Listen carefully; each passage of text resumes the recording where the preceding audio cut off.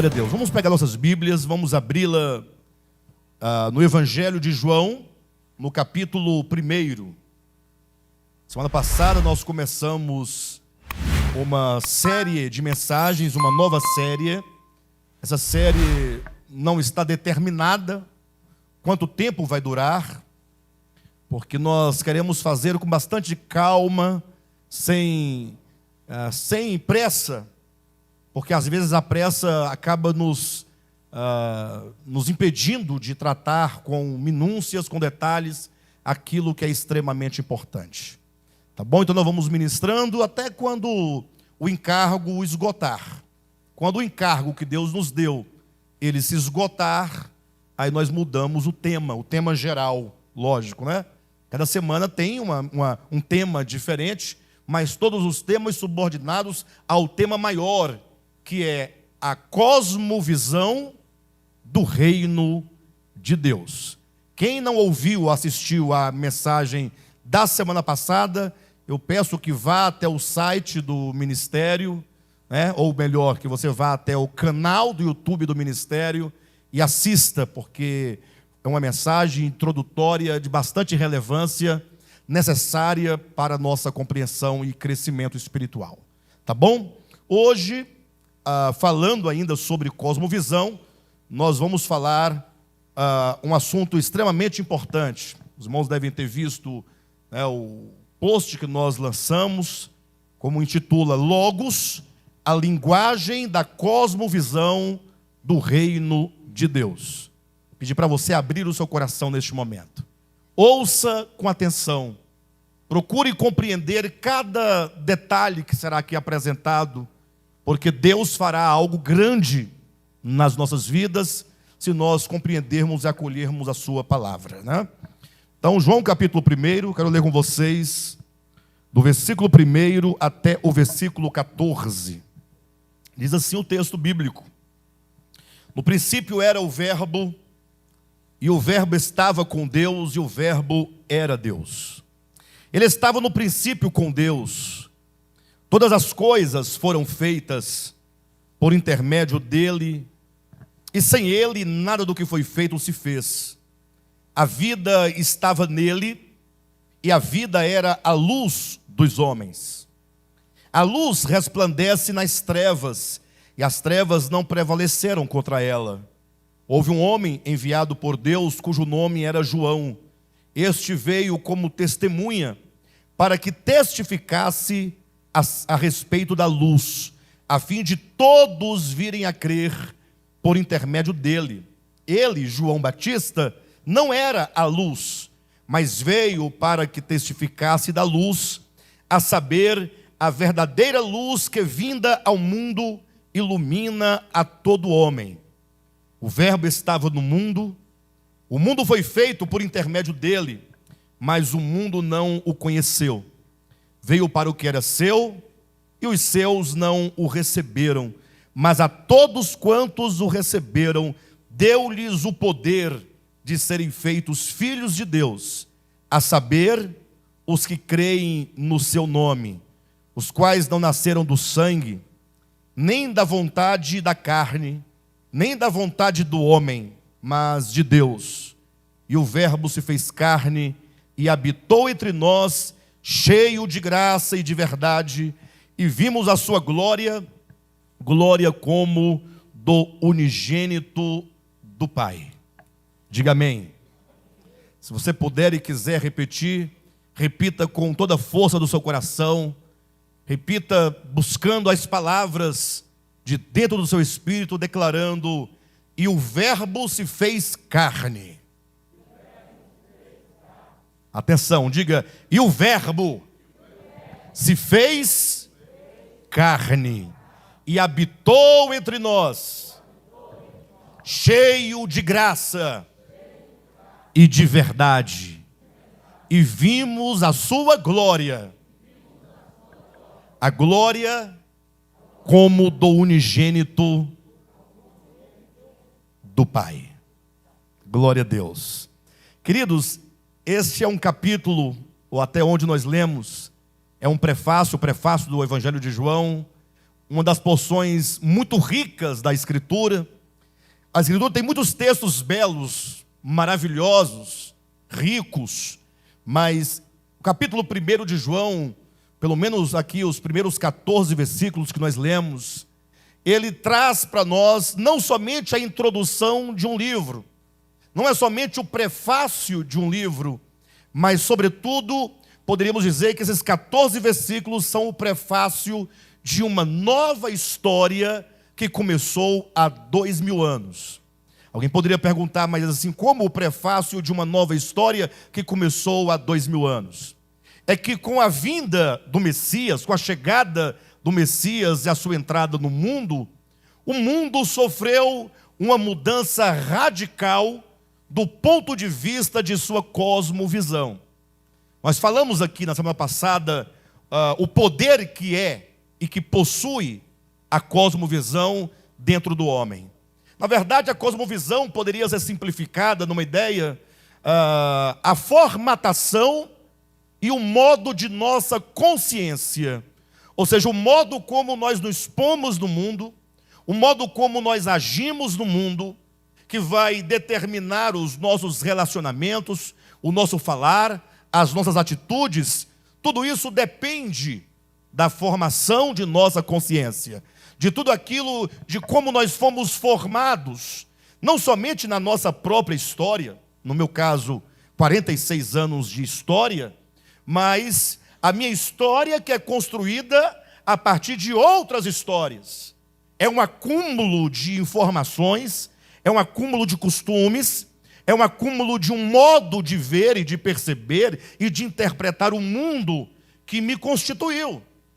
Então, quando eu nasci dentro de uma história de outras pessoas, nasci dentro da história da minha mãe, do meu pai, e eles, por sua vez, dentro da história dos seus pais, que eram meus avós, ou seja, dentro de um contexto cultural, de um contexto social, de um contexto religioso, que foi então me influenciando e me formando e me fazendo ter uma percepção do mundo a partir da minha experiência, das influências que eu sofri, e essas percepções do mundo, essa interpretação do mundo, foi se cristalizando em conceitos, em ideologias, numa forma de pensar que agora se estabelece definitivamente como uma orientação fundamental do coração, uma força que me impulsiona a viver do modo como eu vivo.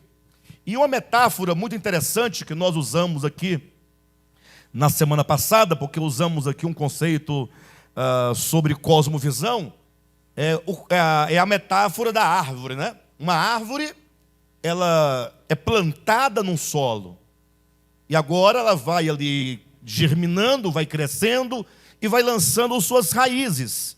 E as raízes não somente se prendem ao solo para dar a sustentação da árvore, mas, sobretudo, a raiz, ela vai extrair da terra aquilo que a terra tem para lhe oferecer de alimento, para agora transformar aquele alimento na vida, na seiva daquela árvore. Ou seja, todos nós, à semelhança dessa metáfora, nós também somos plantados no solo. Se você fosse falar sobre esse solo no qual você foi plantado, quando você logo surgiu no mundo, logo você poderia falar acerca da religião dos seus pais. Imagine, eu nasci num lar, como se costuma dizer, evangélico pentecostal, Assembleias de Deus de Madureira. Então, imagine vocês que eu tive toda uma orientação e uma formação, um modo de ver, um modo de interpretar, que foi me constituindo. Lógico que houve outros fatores além desse, né, que também me influenciaram, a escola, a família maior, né? De todo modo, cada um de nós temos essa formação a partir desse solo onde nós fomos criados. Mas quando se fala de cosmovisão, não podemos pensar somente na nossa própria experiência, porque nós não somos exclusivos na história. Nós somos seres históricos. Como seres históricos, você se alimenta da história. A história te forma. Nós somos, digamos assim, do mundo ocidental. O mundo ocidental tem uma maneira de ver o mundo, tem uma maneira de interpretar o mundo. Me recordo quando uma pessoa fez uma viagem missionária para a África, um dos países da África, não me recordo qual exatamente, e quando ela voltou, ela me contava como ela se sentiu estranha naquele lugar, porque lá os costumes, o modo de perceber o mundo e de agir no mundo era muitíssimo diferente do modo como aqui no Brasil nós fazemos. Imagine você indo digamos, à Índia, os costumes, a religião, as orações, tudo é muito diferente. Então, quando nós falamos de cosmovisão, nós vamos nos deparar com muitas cosmovisões distintas, diferentes. Mas para nós, enquanto Igreja de Jesus Cristo, nós precisamos de nos amparar em algo seguro. Porque alguém pode perguntar, como julgar se esta cosmovisão é melhor ou é mais apropriada do que aquela outra cosmovisão? Não é assim? Digamos, há uma luta e uma batalha muito grande entre os crentes. Os crentes lutam uns contra os outros em termos doutrinários, porque um pratica de um modo, o outro pratica de outro modo, cada um com seus costumes, cada um com a sua maneira de entender o Evangelho, muito diferente um do outro, inclusive.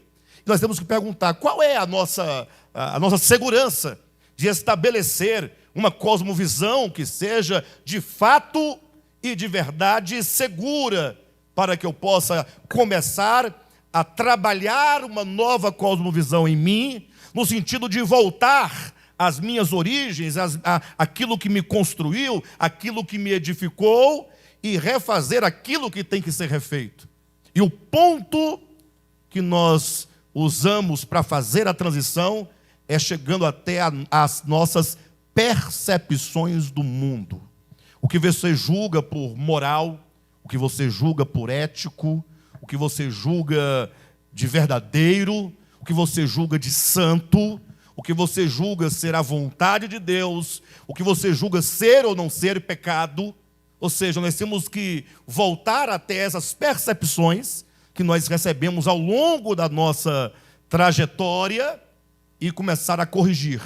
Mas a pergunta que vai definir exatamente isso é: qual a cosmovisão que nós temos a segurança que eu posso absorvê-la, trabalhá-la em mim, para que essa cosmovisão possa determinar o meu me pôr no mundo, o meu ser no mundo, o meu viver no mundo.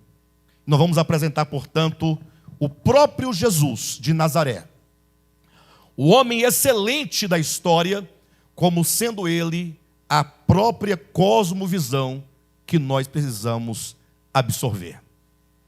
E nós vamos trabalhar isso de maneira intensa em toda essa série. Mas quando eu dizia que o capítulo 1 de João é um prefácio de uma nova história, é exatamente em razão de que quando você olha para as páginas do Antigo Testamento, pensa comigo neste momento, de Gênesis a Malaquias, nós temos ali, pelo menos, segundo a cronologia bíblica, 4.000 anos de história da humanidade.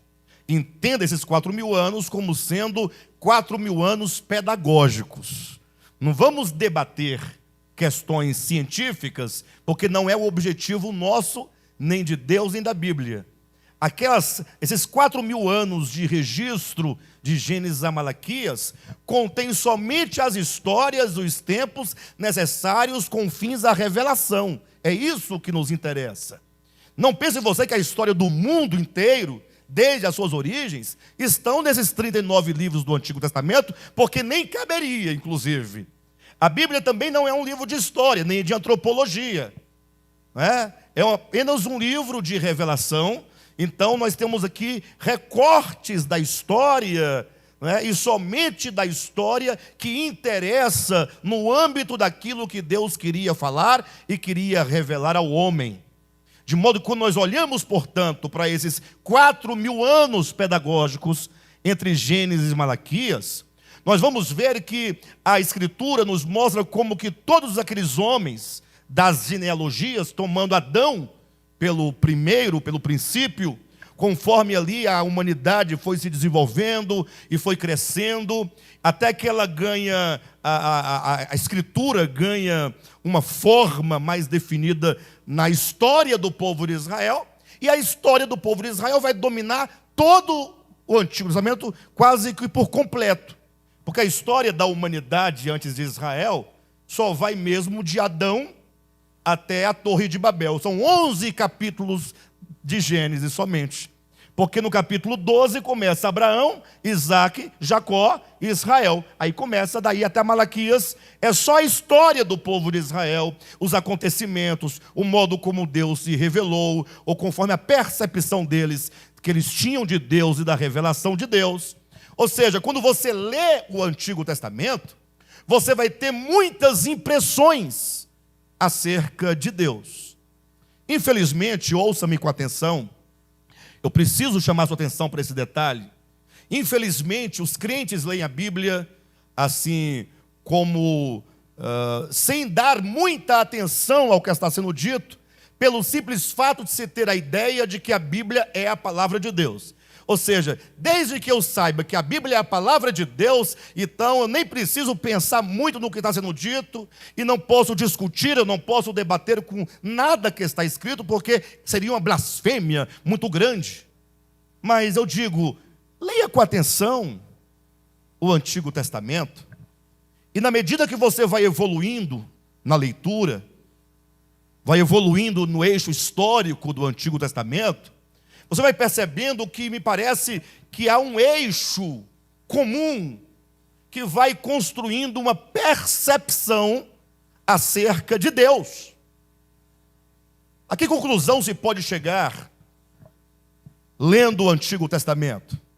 Ora, quem ler atentamente vai perceber que no Antigo Testamento nós temos um Deus, preste atenção, muito exigente, sobretudo no que diz respeito aos ritos, ao culto, né? Um templo sagrado, numa terra sagrada, com ofertas sagradas, com dias sagrados, com festas sagradas, com indumentárias sagradas, com sacrifícios sagrados, um Deus que pede sangue de manhã e pede sangue à tarde, na segunda-feira. Na terça ele quer mais sangue de manhã, mais sangue à tarde. No final da semana, o átrio do santuário estava todo tomado de sangue.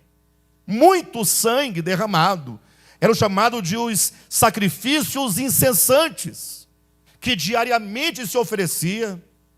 E se você for um estudioso de outras áreas, você vai falar assim, puxa, isso aqui me lembra muito, me parece muito com a ideia dos deuses gregos, aqueles deuses do Olimpo.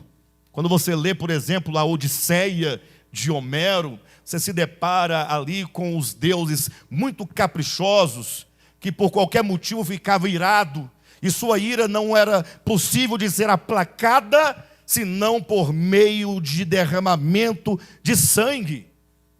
Mas, graças a Deus, que mesmo no Antigo Testamento, se você ler, por exemplo, o Salmo de número 50, hora ou outra tinha um lampejo, né? Um momento de lucidez de alguém, sobretudo Davi. Davi foi uma pessoa que, no seu tempo, ele se rebelou contra muitas coisas com as quais ele não via muito sentido. Davi foi terrível. Só para que ninguém pense que eu estou aqui falando bobagem, Davi estava fugindo, certa ocasião, de Saul, acompanhado de um tanto de homens de má índole, né? Num bando de... Qual o termo que nós daríamos hoje? Uma corja de malfeitores. Ficou bonito, né? Corja de malfeitores, para não falar outras palavras.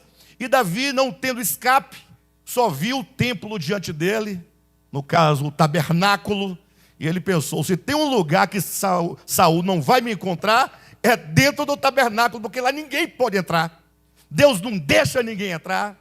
E aí foi um momento de lucidez. Ele entrou, colocou a corja toda para dentro, e lá dentro, bem seguro, ninguém imaginaria que eles estivessem ali, a mesa dos pães, os pães da proposição lá em cima, eles com uma fome, Vamos comer os pães, vamos comer os pães. Ah, mas não pode, pode comer, vamos comer. E Davi comeu os pães.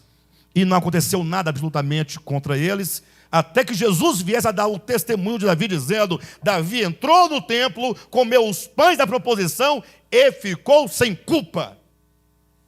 Mas, no geral, a ideia era de um Deus muito rigoroso, que lançava raio na cabeça das pessoas, que mandava sair 2 ursas de dentro do mato para poder matar pelo menos uns quase 50 meninos.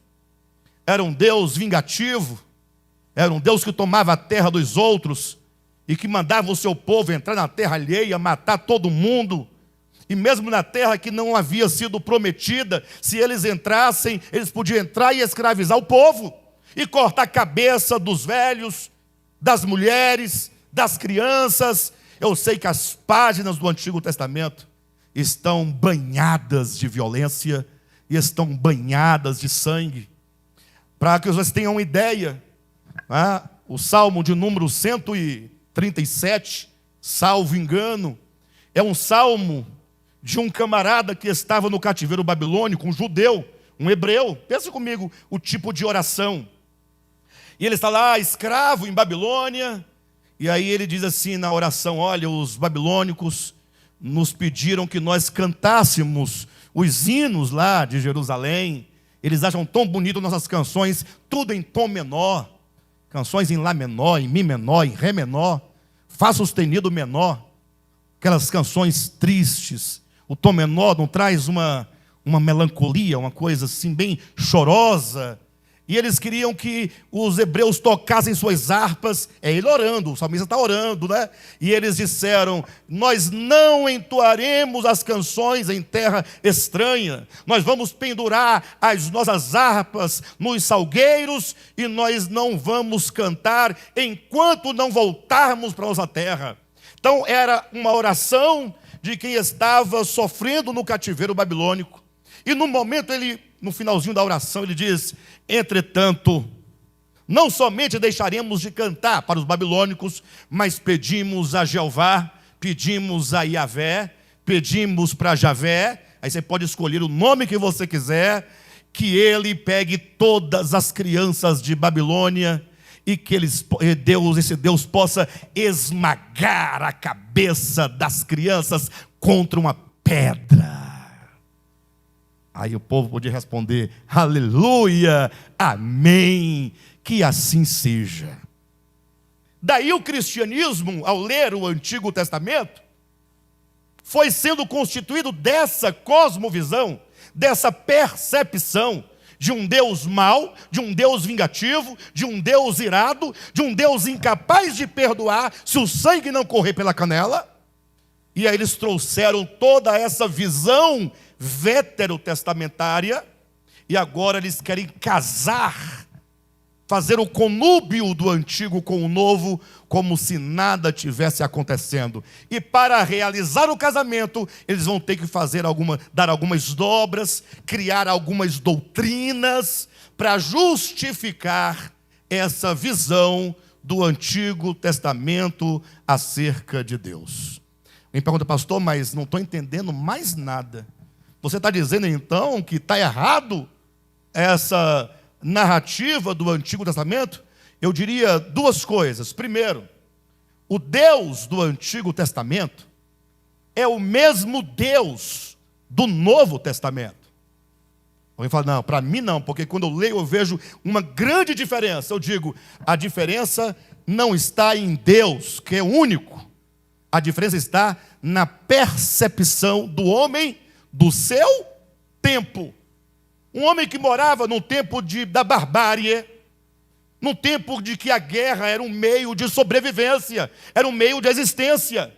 Um tempo em que o homem não tinha os parâmetros da justiça, da equidade, da ética.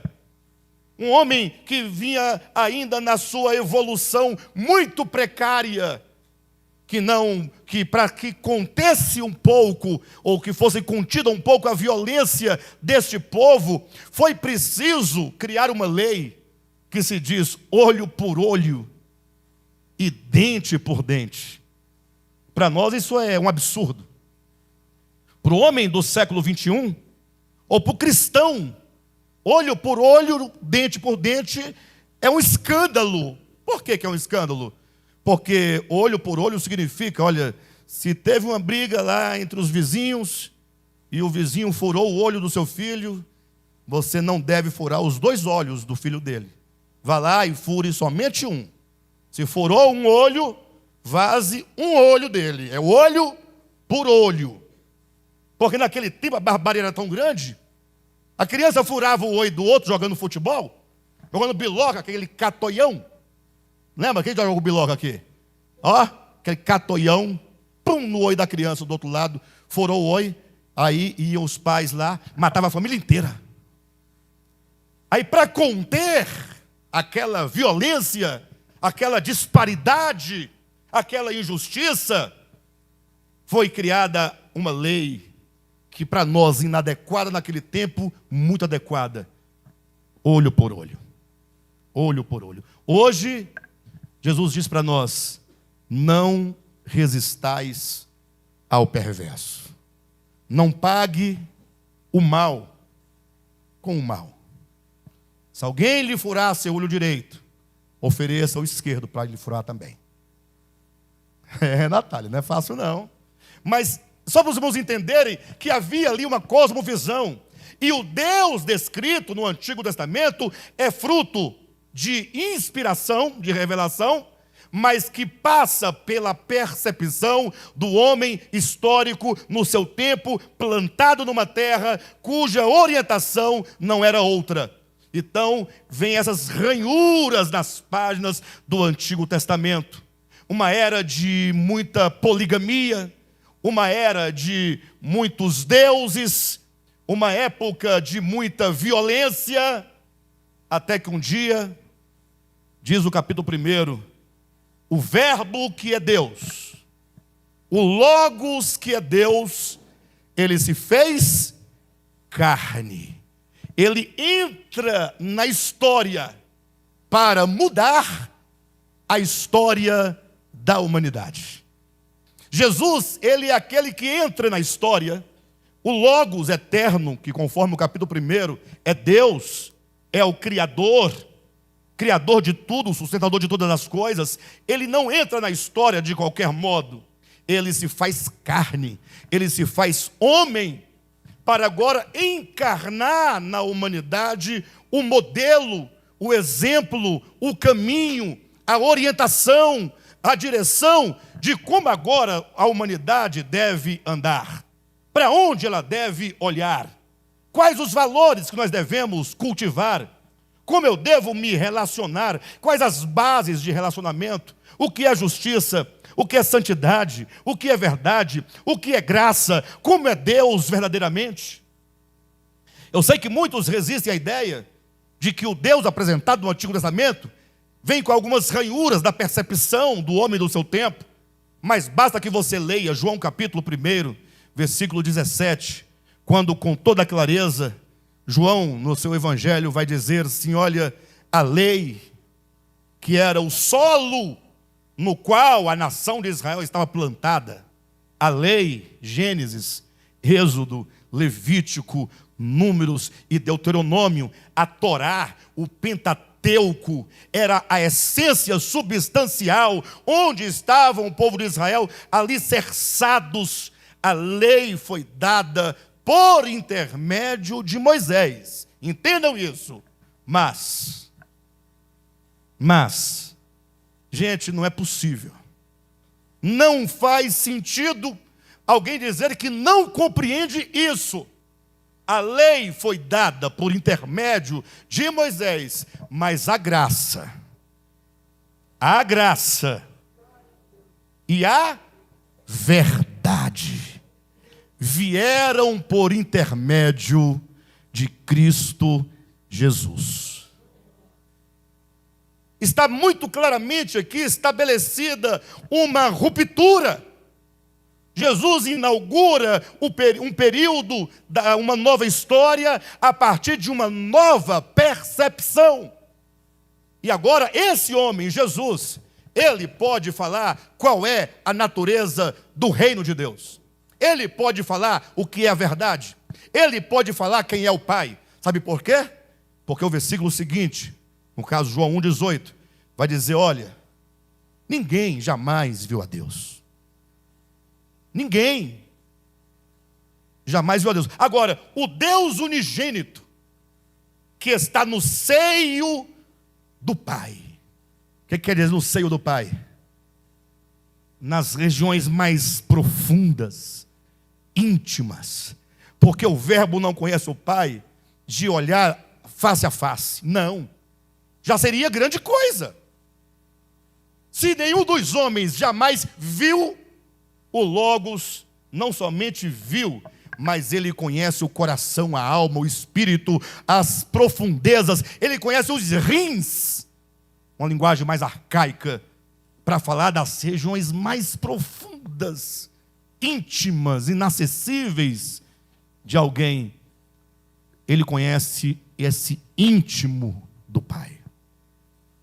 Ele sabe com exatidão quem é o Pai. E aí então, quando diz, e o Verbo se fez carne e habitou entre nós, e vimos a sua glória, só você olhar para o versículo, como é claro. Primeiro, e o Logos se fez o quê?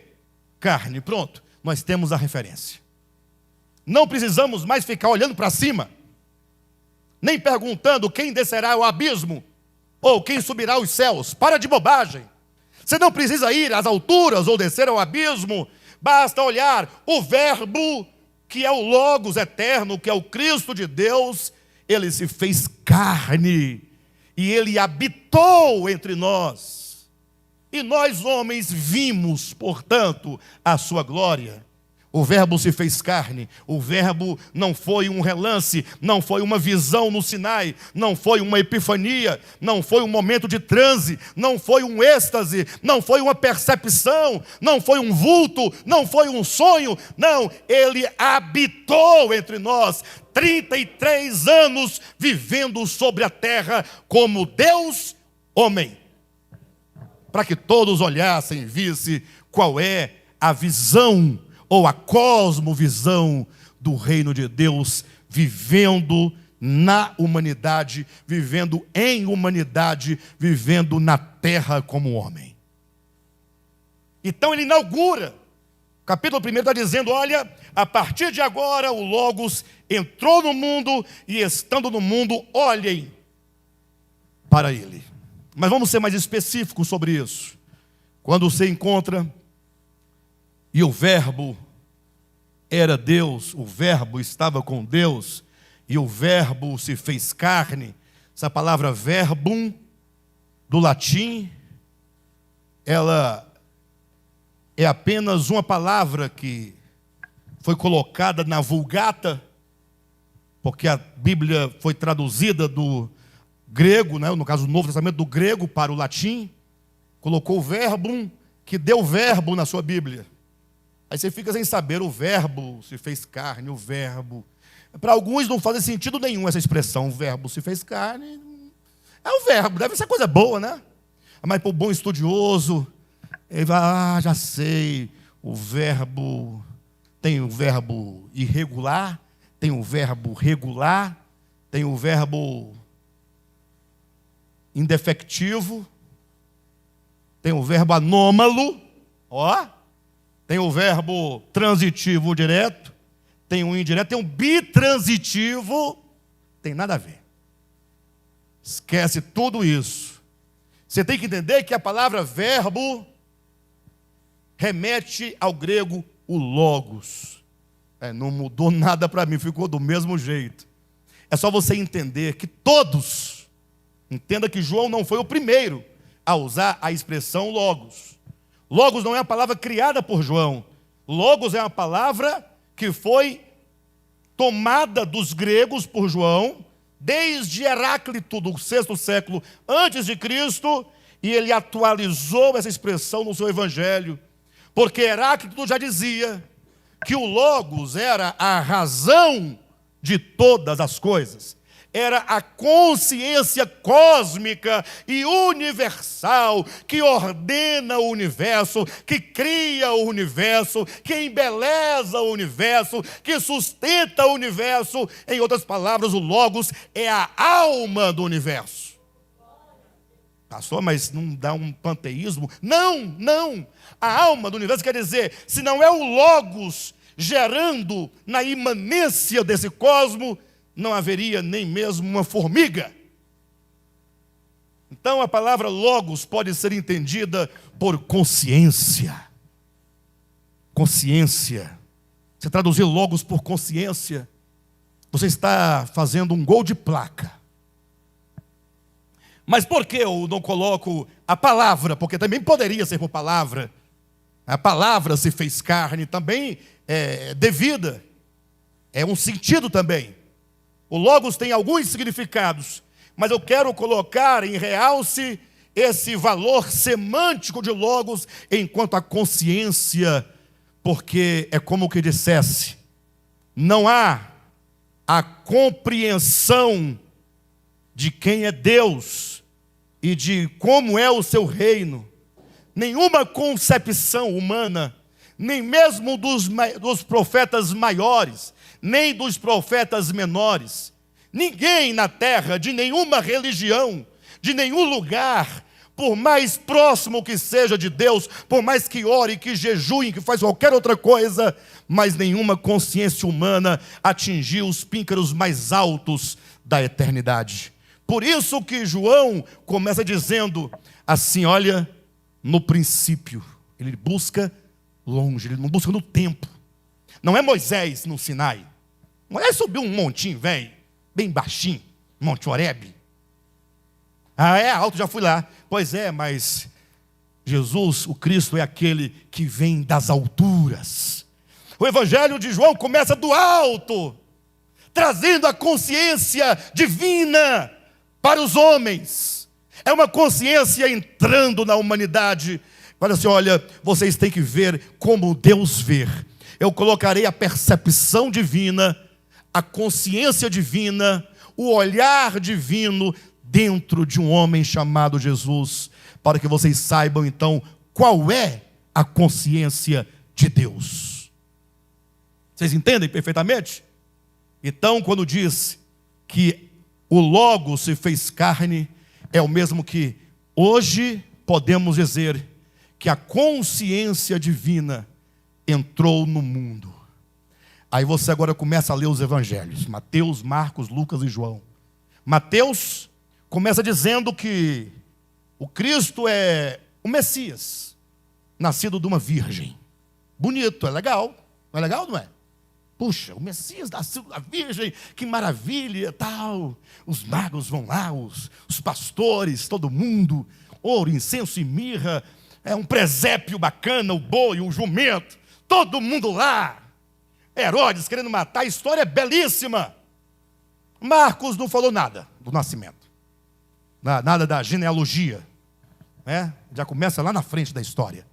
Lucas fala, não, calma, ele começa, Lucas na sua genealogia mostrando, esse Jesus é homem, ele é homem como qualquer homem, porque a sua genealogia remete-se e reconstrói em Adão. Bonita também, puxa, homem, ele é homem. Aí João fala, não, eu quero falar de algo maior, mais profundo. Quero falar daquele que é eterno, que é o Criador, que é a consciência, que é a força criadora, que é o tudo. Sem ele, nada do que foi feito se fez. Essa coisa grande e inacessível entra na história. E quando entra na história, e quando Jesus começa a andar, quando essa consciência começa a andar entre os homens, e esse ponto da mensagem é o que nós vamos desdobrar em algumas mensagens para frente. Quando essa consciência divina em Jesus começa a conversar com os outros homens, conversar com os sacerdotes, conversar com os anciãos do templo, conversar com os líderes da religião, os fariseus, os escribas, os saduceus, os zelotes, com os essênios, com as prostitutas, com os publicanos, com os religiosos, com os homens comuns, com os pagãos. Quando essa consciência começa a se relacionar, leia os evangelhos nessa perspectiva e vocês verão o choque. Jesus não era um homem do seu tempo. Jesus nunca foi um homem do seu tempo. Porque as raízes de Jesus de Nazaré não estão na Judeia, não estão em Belém. Suas raízes não estão simplesmente numa cultura veterotestamentária. As suas raízes estão como que uma árvore invertida, porque procede do alto. A cultura, desculpe minha palavra, essa palavra é imprópria para o que eu quero dizer, mas a cultura de Jesus é do céu. Não cabe essa palavra cultura para falar do céu, mas para você entender, ou seja, tudo que ele é, o modo de ver, de perceber, de interpretar, de agir, de tratar a criança, tratar a prostituta, tratar o fariseu, tratar os homens, era o modo do céu e não o modo da terra. Não passa pela essa visão precária, humana, caída, perversa, não poucas vezes em nome de Deus. Não passa. Daí vocês vão perceber Jesus dizendo palavras que para as pessoas daquele tempo e do nosso tempo, você fala assim, mas não faz nenhum sentido para mim? Não faz nenhum sentido. Nietzsche criou a figura do super-homem. A temática de Nietzsche pode ser cristalizada na figura do super-homem. E a ideia do super-homem passa pelo seguinte entendimento. Olha, o mundo precisa de pessoas fortes. O mundo já está cheio de covardes. Na verdade, diz Nietzsche, o maior covarde foi Jesus. Jesus foi o maior covarde. Porque ao invés de ele se manifestar, se revelar, agir e proceder como um super-homem para poder vencer os inimigos, estabelecer o reino dele. Não, ele foi um fracassado, morreu crucificado. E aí, para poder justificar o seu fracasso, inventou-se aí a doutrina do perdão, do amor, da não violência. Em outras palavras, quando você não dá conta, quando você é um fracote, quando você é um miserável, para não ficar muito chato, você fala, não, temos que perdoar os inimigos. Temos que pagar o mal com o bem. Aí eu pergunto, será que a nossa cosmovisão é a do Cristo de Deus ou é a de Nietzsche? Quando você fala assim, poxa, mas eu tenho que perdoar esse indivíduo. Você começa a crescer diante das dificuldades da vida, dos problemas da vida. Como você encara os problemas, as questões, as demandas, as disputas? Como você encara? Na verdade, Nietzsche, ele simplesmente foi um cara que estava muito ferido, filho de pastor protestante, não conseguia ver o amor de Deus de fato, de verdade, porque pregava-se uma coisa, vivia-se outra. Esse evangelho falso, equivocado, que os nossos filhos muitas vezes falam, esse é o seu Deus, é assim que Deus é. Os filhos querem ver Deus em nós, e aí os filhos se decepcionam, se machucam, vão embora, e é muito difícil resgatar filhos revoltados com Deus, por causa da má representação dos pais. De todo modo, quando você vê Jesus ali andando entre os homens, tudo o que ele fala é muito estranho. Olha a cosmovisão dos judeus. O Messias virá, um homem poderoso, vai vencer Israel, ou melhor, vai vencer Roma, vai vencer todos os inimigos, é na espada. Quando a coisa ia pegar, Pedro pegou logo a espada e falou, vou começar a agir, é assim que é o Messias. Aí o Messias diz, não filho, você não está entendendo, guarda a tua espada, Que palavra mais fora de loja. Guarda a tua espada. No momento de angústia, no momento de treva, no momento de perseguição, vão te prender, vão te matar, vão matar sua família, vão acabar com nós ou conosco. E agora vem essa conversa de guarda a tua espada. Não parece sem futuro, não? Não, fala comigo. Não parece fora de lógica? Qual que é a lógica? Pessoal, é o seguinte, olha, está muito difícil, viu? A coisa está difícil. Aproveitar aí essa era Bolsonaro, cada um compra uma arma e coloca debaixo do teu travesseiro.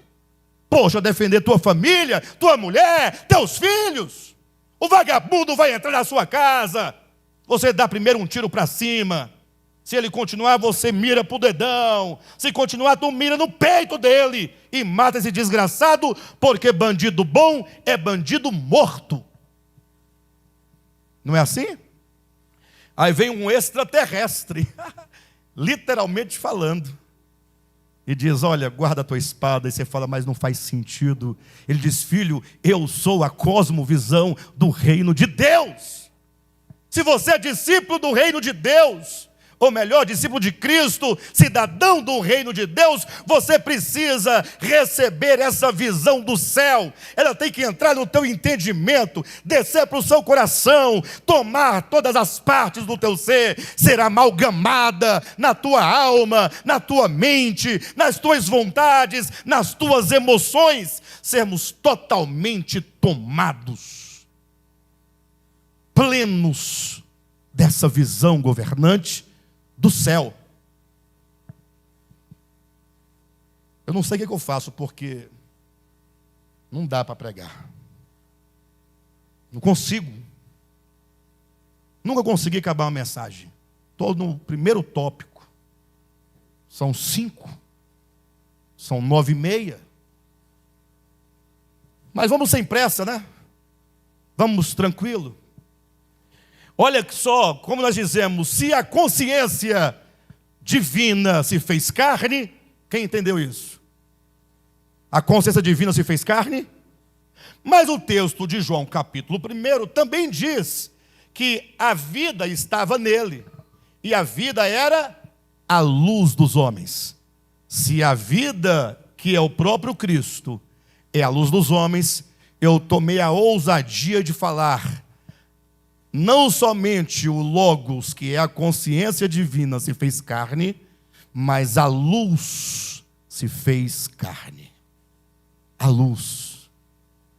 Luz. A luz que resplandece dentro de todo homem. É a inteligência divina, é a revelação divina, que dissipa toda treva que você chama de luz. Há um problema nas nossas vidas. E aqui é o ponto fundamental. Nós vamos ter que bater, até nós conseguirmos enxergar o que está acontecendo. Você diz que tem luz. Todos nós dizemos que temos luz. E todo mundo quer ser uma luz mais potente que a outra luz. O crente fala, eu sou uma lâmpada de 200 watts. O cara é o católico, coitado, aquelas lâmpadazinhas de geladeira, 5 watts, só para dar uma... só uma coisinha. Eu sou um holofote, LED, queremos, mas veja que a verdadeira luz que ilumina a todo homem está dentro de você. A luz se fez carne e ela quer se encarnar em você, quer se manifestar em você. Essa luz que ilumina todo homem que vem ao mundo, é o versículo 9 de 1 João, ou João capítulo 1, versículo 9, ela quer resplandecer dentro de você. E enquanto você estiver com a sua luz acesa, a dele não pode resplandecer. A minha luz é a sua luz. A sua luz lá da Assembleia de Deus, da Batista, da Presbiteriana, da IURD, da Igreja Romana, do DEVAP. Colocar o DEVAP no meio também. Nós não somos luz nem melhor, nem pior do que ninguém. É todo humano. Cristo é a única luz verdadeira. A única luz verdadeira chama-se Jesus Cristo. Qualquer nome que não seja este não é a verdadeira luz. Pode que você, mas aqui tem coisa boa. Sim, mas não é a verdadeira luz. E tudo que qualquer denominação fizer só vai te colocar fardos nas costas. Você vai andar curvado, cansado de guardar dias, cansado de jejuns, de sacrifícios, de dízimos, de clamores, de orações que não acabam nunca. Vai andar curvado com o peso do pecado e com o peso da lei e com o peso das doutrinas dos homens. Um mero mortal religioso a caminhos largos para o inferno. Porque a luz que você tem pode não ser a verdadeira luz. Será que a luz que você tem não veio da sua religião humana, precária, que um dia alguém, por mais que tivesse boa vontade, por melhor intencionado, não te encheu de doutrinas de homens, de confusões do demônio, e você chama isso de luz? Querem ver um texto bíblico? Mateus capítulo 6. Estão com medo, pessoal? Não? Fica com medo não. Não dá nada não. Glória a Deus. Capítulo 6. Ou melhor, desculpe-me, queridos. Capítulo 6 de Mateus, versículos 22 e 23. São os olhos a lâmpada do corpo. Aqui é uma metáfora, tá? Na verdade, o texto grego ele diz que o olho, no singular, é a lâmpada do corpo. A despeito de o olho ou os olhos, entenda que esses olhos, ou este olho aqui, podemos colocar, são os olhos do coração. É a sua percepção interior. Todos nós temos uma percepção interior. Como homem, não somente um homo animal, como dizia Platão, mas ele também é um homem hermenêutico, homo hermenêutico. É um homem que questiona, que pergunta, que quer saber. E você, então, nessa sua busca de querer saber, vive perguntando muitas coisas para muita gente. Você já perguntou para o padre, para o pastor, para o pai de santo, para o médium, já perguntou para o vizinho, para o seu pai, para a sua mãe, já perguntou para o seu avô, sua avó, já perguntou para o seu professor, sim ou não? E tudo isso foi gerando uma luz em você. E Jesus disse, olha, são os olhos a lâmpada do corpo. Alguém entendeu isso? Ou seja, essa percepção interior é que vai te guiar no mundo exterior. O corpo não é o exterior, o corpo não são os sentidos, não é com o corpo que eu me relaciono com o mundo. Então tem uma luz interior, chamada olho, ou chamada de olhos, que me conduz agora o corpo. Ou seja, entenda, quando diz que são os olhos a lâmpada do corpo, quer dizer que o seu corpo vai viver, vai existir, vai se movimentar, no sentido vai de lidar com o mundo a partir dessa luz. Essa luz podemos chamar, se você quiser, de cosmovisão. Entenderam? Só que aí vem um grande problema do texto, que pouca gente consegue decifrar. Ele diz, se os teus olhos forem bons, se essa luz for boa, todo o teu corpo será o quê? Luminoso. Se essa luz interior é boa, logo você vai ter um viver externo sobre o mundo luminoso. Se porém os teus olhos forem maus, se essa luz, que são os olhos, forem maus, todo o teu corpo estará o quê? Em trevas. Então, em síntese, ele conclui o enigma. Portanto, caso a luz que há em ti, caso a luz que há em ti. Preste atenção. Você tem luz interior. Todos têm uma luz interior. Essa luz interior é o seu conhecimento místico, intuitivo, metafísico, que te governa. Entende? Porém, embora nós chamemos de luz, porque é assim que você chama luz. Está lá o crente do século 20. Misericórdia. Não, com todo respeito, porque eu estou falando de mim, que fui crente no século 20. Hoje eu sou crente no século 21. Então, mas no século 20 eu estava lá. Falando de mim, então, tá bom? Tem gente que fala, não, você não pode falar assim dos irmãos. Não estou falando dos irmãos, poxa. Estou falando de mim, pronto. Estava lá eu, século 20. Eu não tinha uma luz ou não tinha uma luz? Mas essa luz serviu para bater em tanta gente. Eu bati em tantas pessoas. Fui tão arrogante, tão orgulhoso. Usei a Bíblia para bater na cara das pessoas. Com a Bíblia, pá, pá. Porque quando eu encontrava alguém que não sabia nada e pensava saber tudo, e eu pensava que eu sabia tudo, dois idiotas, eu mais idiota ainda, usava a doutrina, a letra morta que não serve para nada, para mandar alguém para casa envergonhado, humilhado, e eu sair aplaudido. Mais um no ringue. Colocava para cair, beijar a lona no primeiro round. Já entrava, não dava tempo dele nem pensar. Era a luz que eu tinha.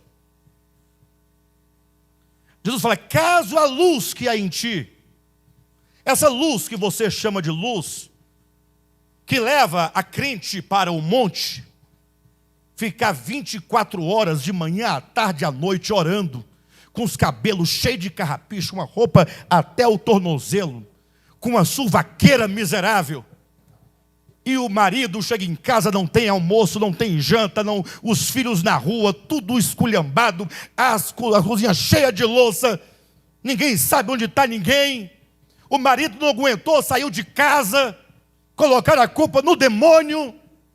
Caso a luz que há em ti, essa luz aí, ó, não precisa falar do século 20, não, século 21 agora, pertinho de nós, tinha lá uma pessoa que tinha uma luz interior, e ele então, para mostrar o poder de Deus, pegou uma água, colocou na boca, bochechou, e mandou o indivíduo abrir a boca, ele jogou a água dentro da boca do outro, e o outro...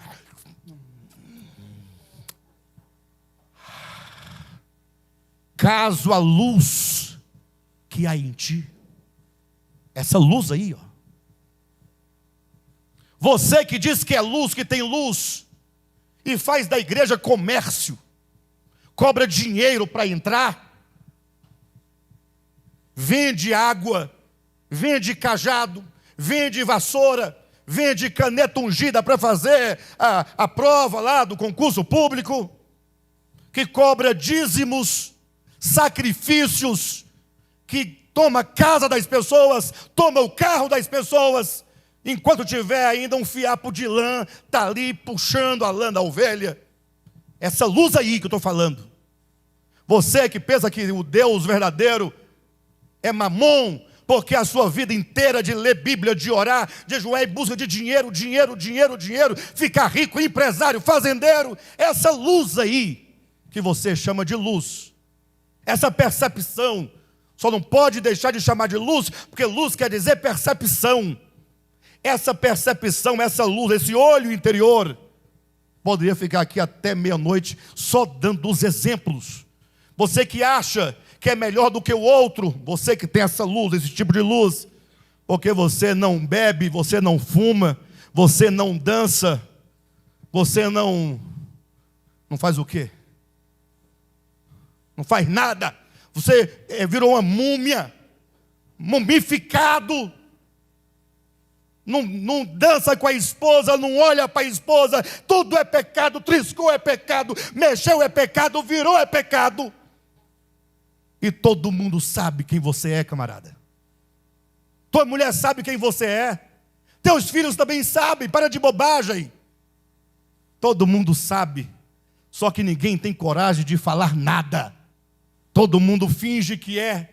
E eu sei que você não é, você sabe que eu não sou, mas o que importa são as aparências. Doutrina de usos e costumes de cabelo, brinco, batom, calça comprida, blush, cílio postiço, unha, qualquer coisa. Essa luz aí, ó. Deixa eu ir no ponto, senão não vai dar certo. Caso, versículo 23, portanto, caso a luz que há em ti sejam trevas. Jesus está dizendo, puxa, abre teu olho, a tua luz que você chama de luz, essa tal de revelação que você acha que pode ser treva. É isso que você tem que entender. Você que acha que a sua religião é melhor que a outra. Eu vou falar da gente. Crente é terrível. O crente é o seguinte: só ele é certo, só ele vai para o céu, só ele tem o evangelho, só ele tem intimidade com Deus. Até aí tudo bem, tá bom, vai que, né, de repente funciona. Só que na hora de praticar as obras de Jesus, eles não fazem. Sabe quem é que faz? A outra religião que ele diz que é do capeta. Aí, como a outra religião é do capeta, porque a luz que é em mim disse que é do capeta, então pode fazer o que quiser, vai queimar do mesmo jeito. E nós podemos ficar do jeito que estamos, um bando de hipócrita, mas nós vamos para o céu, porque nós somos evangélicos. Hã? O que vocês acham? Caso a luz que há em ti sejam trevas, esse caso quer dizer é possível, está dentro do campo de possibilidade. Caso a luz que há em ti forem trevas, que grandes trevas serão. Olha, alguém fala, pastor, agora eu fiquei na dúvida, como é que eu vou saber que a minha luz não é treva? João capítulo 1, eu já falei, mas eu vou ler para vocês ficarem tranquilos e calmos, e ninguém ficar conversando fiado. E não adianta colocar lá no YouTube os comentários que eu não respondo. Não respondo, não discuto com ninguém em internet. Gente que fica lá, sabe nada, mas enchendo o saco. Ó, se quer vir para cá, vai ser bem recebido. Ou então, fica ouvindo, ó. Ouvindo, julga tudo. Lê a Bíblia, ore. De repente, você entende ou não entende. João capítulo 1. Como é que eu sei que a luz que eu tenho, ela não é treva? Está aqui, ó. Versículo 6, capítulo 1 de João. Houve um homem enviado por Deus, cujo nome era João. Este veio como testemunha, para que testificasse a respeito da luz, a fim de todos virem a crer por intermédio dele. Dele quem? Do profeta, da testemunha, de João. Ele, João, não era a luz. E olha aqui, só essa expressão, ó, versículo 8. Ele não era a luz. Isso aqui é o paradigma.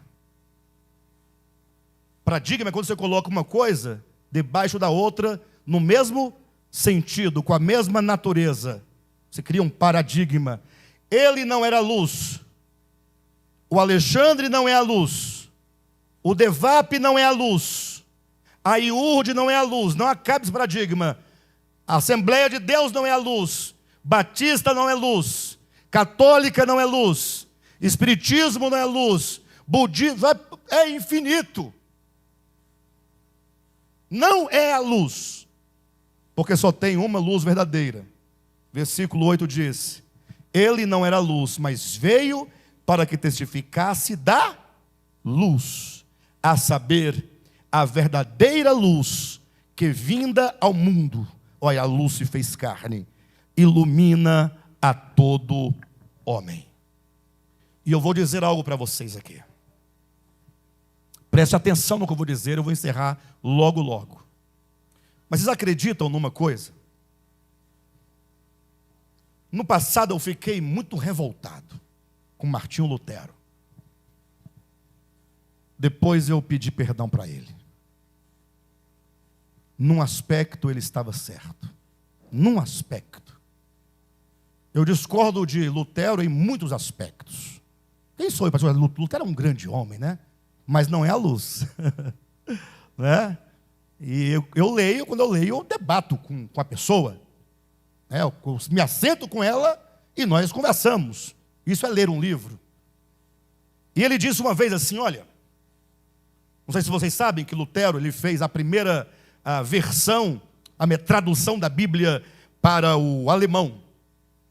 Lutero tem a versão em alemão. Ele fez a versão da Bíblia em alemão. E na tradução de Lutero, ele tirou 7 livros do Antigo Testamento que a igreja romana tinha incluído. Judite, Macabeus 1, 2 e etc e tal, tanto lá. Tirou. Só que quando ele chegou no Novo Testamento, ele falou, olha, vou tirar o Apocalipse também, ele disse. Vou tirar 2 Pedro, ele diz, vou tirar Judas. Ei, Tiago, sai, Tiago, sai.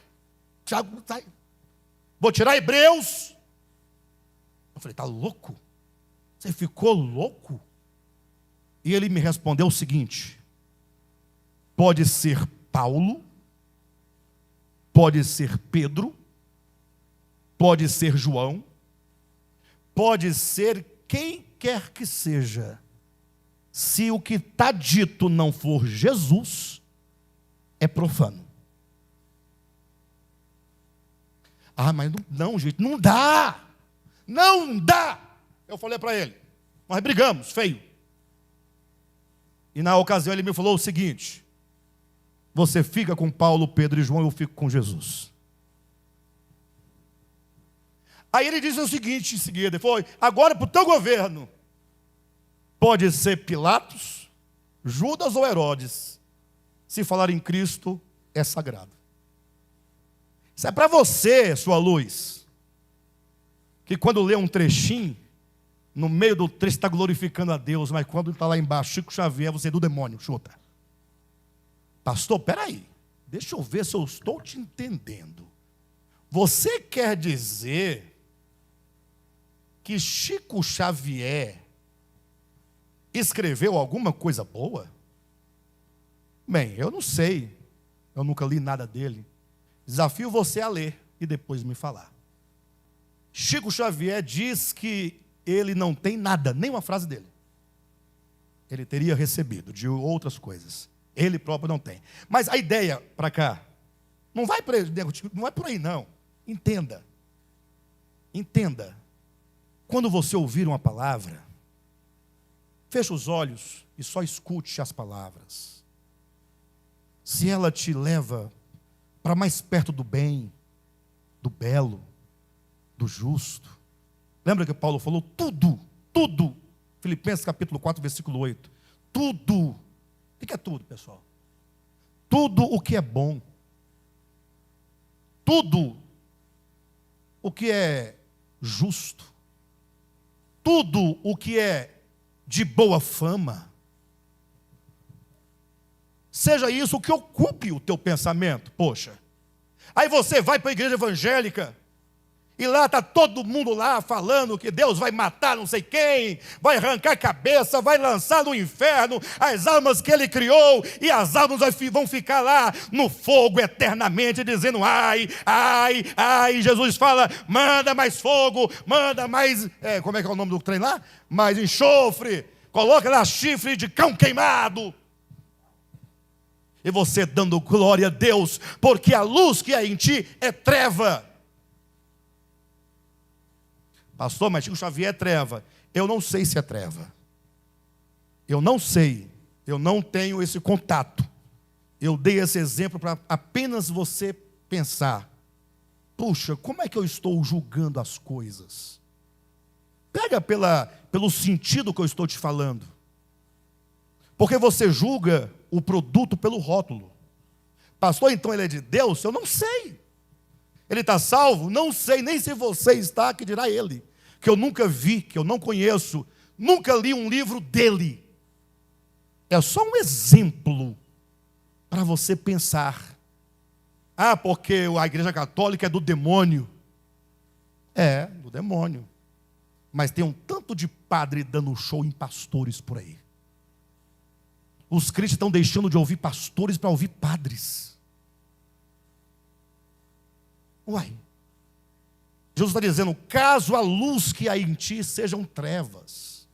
Em nome de Jesus. Me ajuda aí, pessoal. Deve ter no Zap muita conversa agora lá dizendo: esse pastor agora. Então pega essa para você aí, do Zap. Caso a luz que há em ti sejam trevas, você pergunta: mas como é que você sabe que é treva ou não é treva? É simples. A pergunta não é de que religião você é. A pergunta não é qual é o hemisfério do planeta que você é. A pergunta é Jesus? É isso que eu quero saber. O crente vai responder que é Jesus. Eu falei: eu vou encerrar com esse pensamento. Porque me parece, se eu não estiver enganado, que o Jesus do cristianismo não é o verdadeiro. E eu explico para você. Sabe quem é o Jesus do cristianismo? É um homem que viveu, que você acreditou na história que foi contada acerca dele, embora seja uma história verdadeira, embora tenha sido um homem verdadeiro, mas você só pegou o lado bom da coisa para você. Qual foi o lado bom? Ele é Deus que se fez homem para perdoar os meus pecados, me levar para o céu. E se você não aceitar Jesus do modo como eu recebi, você vai se queimar e eu vou para o céu. Só isso que você sabe de Jesus. Quer saber quem é Jesus? Esquece essa imagem que você recebeu e começa a ler a alma de Jesus, o Espírito de Jesus, o coração de Jesus, como Jesus lidava com as pessoas. Jesus, a síntese de Jesus é o amor que se desdobra em graça, perdão, misericórdia, justiça. Por que você tem raiva das pessoas que ama? Porque não é da sua igreja? É isso? Não é da sua religião? Você tem ódio. Você não quer que ela se dê bem, que ela vá para o céu com você. Porque se ela for para o céu com você, será uma ofensa. Mas como é que pode Jesus aqui, ó, eu aqui, crente, a vida inteira, e esse camarada não era e está aqui comigo? Como é que pode ser isso? Esse é o seu espírito. Você não quer que as pessoas vão para o céu, é mentira. Você só quer que elas vá para o céu numa condição: se ela se render à tua conversa. Porque aí você venceu. Você derrotou a outra. Quando você derrota o outro, aí agora você deixa ela entrar no céu. Mas se você não vencê-la, você fala: você não vai. Essa série vai falar de Jesus. Amém? Mas vou adiantar para vocês, eu não vou falar de cristianismo, não. Não vou falar. Vou falar só de Jesus. Só da verdadeira luz que vindo ao mundo ilumina os evangélicos. Ah, não? Ah, desculpe-me. Vou falar da verdadeira luz que vindo ao mundo ilumina a todo homem. Pastor, eu estou curioso, qual é a sua doutrina? É Jesus. Ele é minha doutrina, ele é tudo. O que você imaginar, conceito, Ele é a consciência, Ele é a verdade, Ele é a vida, Ele é a ressurreição, Ele é a porta, Ele é a água, Ele é o pão, Ele é tudo. Só Jesus. Você não vai errar. Tá bom?